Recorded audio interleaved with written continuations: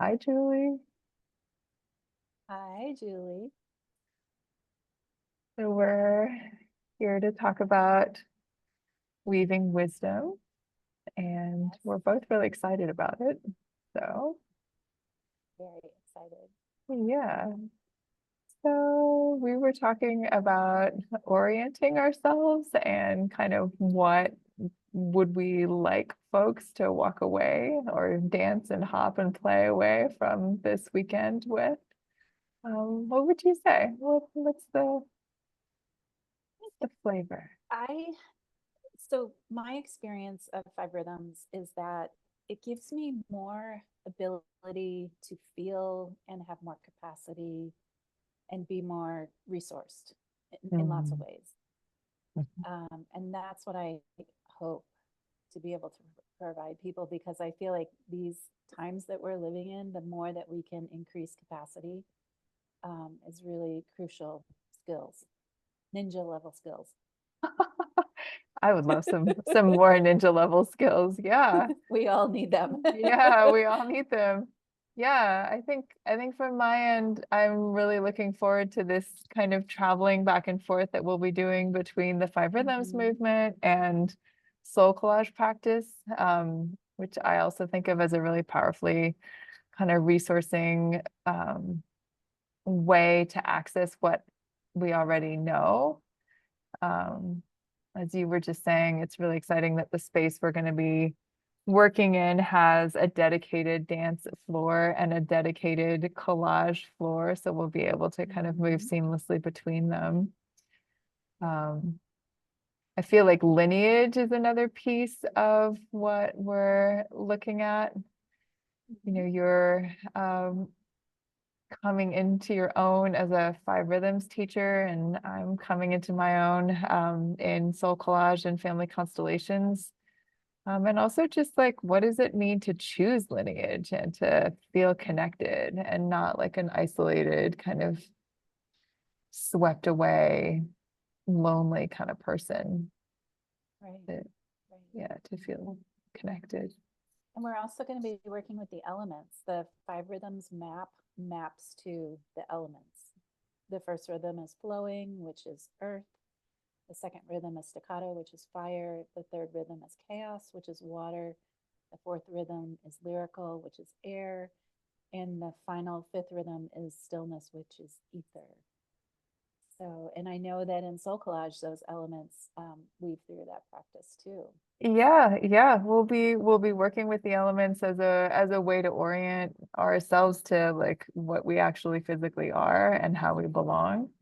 Um, in the soul collage cards, there's room for so much. You know, there's room for parts of our personalities. I asked my cards who wanted to come out, and actually, interestingly, the first one to show up was this one, which I think of as this kind of shy, wild part that's like it's huge and it's going through these doors between indoors and outdoors. So maybe Yeah. this invitation to let all of our parts show up. Ooh, who's that? I, Ooh, well, it's like water, but light on water and smoke, air, but then these seeing eyes. gorgeous. No. Yeah. So people will definitely walk away from weaving wisdom with a sense of the five rhythms, with a start to a soul collage deck that they can choose to expand if they want to, or choose to keep as this kind of elements and lineage seed. Yeah. So let's talk about how accessible these both of these practices are, Yeah. because you and I have known each other for a long, long time, and we actually met many, many years ago when we were both in art school.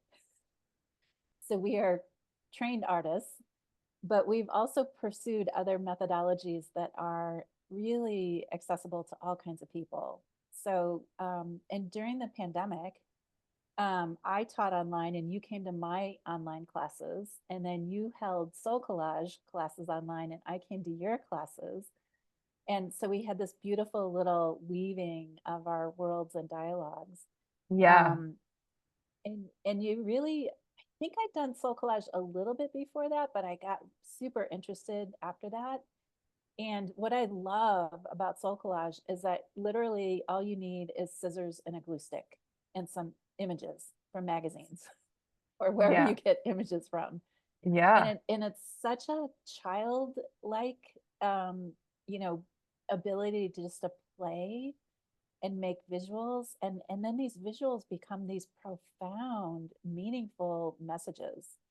Um, yeah, and we're Yeah. actually going to be able to make cards. We can show a few more of our cards and use these in the room where we're dancing in as part of our installations that we'll create to the different elements.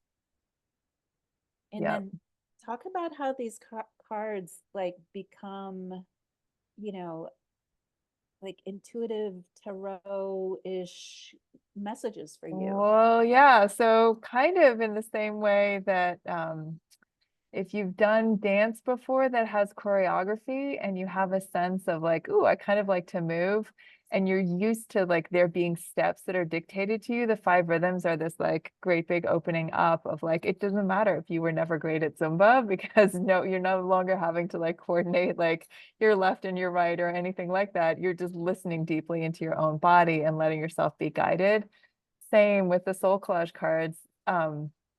There's this sense of like a pretty simple form, and then making them is hugely enjoyable, making them in community is enjoyable, and then you are gradually building up this whole deck that you can consult. So, literally when it's like, what shall I do about this? You can ask your deck and your deck will tell you. And so a little bit like there's no choreography in five rhythms, there's also no set cards in a soul collage deck. So if you've ever used oracle cards or tarot cards, those are wonderful. They're often illustrated by somebody other than you. And there's often like a set roster of cards that are there. And a soul collage deck is infinitely expandable. It's meaningful if you've got two, it's meaningful if you've got 200. And there's this sense of like really taking seriously that you yourself can be a source and a seat of play and wisdom. Yeah. Nice. Nice. Yeah. So we've designed this workshop to be incredibly accessible to anybody. In the five rhythms practice, you can do the whole entire dance from a chair or from the ground. You don't need to have an able body. You don't need to be physically active. It's really available for anybody at any level. You don't have to have dance experience. Same with soul collage. You don't have to have art experience. And it's also accessible for people who've been dancing for years and years and years, or people who've been making art for years and years. So you can fit anywhere in that range. Yeah, it's exciting.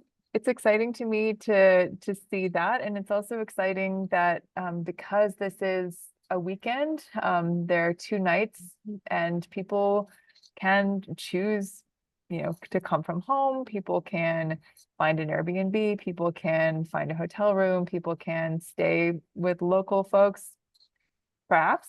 And so there's a sense of going back and forth between this like creative retreat space and chosen relaxing summer space, which is quite different from like anyone who's done intensive residential retreats. This is not that. This is more restful. This has more play. This has more ease in it. And that's very much by design. Yeah. Yeah. And talk a little bit about the family constellations, which is another piece that you're bringing. Yeah, so the family constellations work is something that I first became interested in when I was training as a therapist. And what really drew me to it was the sense that there was really powerful work that we could do in the imaginal realm to heal some of what we feel intuitively we're carrying around from our families, and that we can do it with the help of non-specially trained, non-professional people. So the community that we gather to make soul collage cards with, the community that we gather to dance with can also be the community that helps us to complete incomplete, images and movements within our family lineages. So we'll be doing a little bit of that, just kind of accessing the power of healing long-standing knots through our bodies and through our images and also through our lineages. Beautiful. Yeah. Yeah. And Yeah. I know I haven't done a huge amount of family constellation work, but I've done things that are related to it. And I've done some blind constellations, Mhm. which is fascinating too. Mhm. But what I always feel is like the body has an intuitive knowing about this kind of thing that Yeah. comes through so Yeah. clearly, and Yeah. everybody feels it when Yeah. they're in these constellations. Yeah. Yeah, Yeah. it's undeniably true. That's right. That's right. And there's such a sense of safety in that, again, of just like, how do I orient to the body? How do I orient to lineage? How do I orient to intuition and to play and to connection?